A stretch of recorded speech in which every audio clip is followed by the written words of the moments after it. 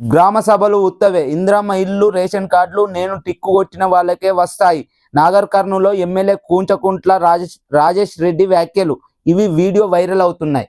ఎక్కడికక్కడ ఎమ్మెల్యేలు ప్రజాపాలన అని చెప్పి ప్రజాపాలనలో ఆ రోజు పెట్టిన దరఖాస్తులు ఇవాళ గ్రామ సభలలో మేము అరువులకు ఇస్తానమని పేర్లు చదవడం జరిగింది. ఆ అరువులలో కూడా కొందరికి అర్హులైన వారికి పేర్లు రాక ఆవేదన చెందుతున్నారు. మరలా ఇంకో పక్కన ఎమ్మెల్యేలు ఎక్కడికక్కడ ప్రెస్ మీట్లు పెట్టి కాంగ్రెస్ ఎమ్మెల్యేలు మేము అర్హులైన వారికి వచ్చినా కూడా మా లోకల్ లీడర్లు మరియు ఎమ్మెల్యే అయిన నేను టిక్కు పెట్టిన వారికే ఇందిరమ్మ ఇల్లులు రేషన్ కార్డులు అనడం ఇది ఎంతవరకు న్యాయం? ఎక్కడికక్కడ ఇప్పటికే ఆందోళన చెందుతున్న ప్రజలు ఈ ఎమ్మెల్యేల వీడియోల వైరల్ కావడం వలన ఆవేదనకు గురవుతున్నారు.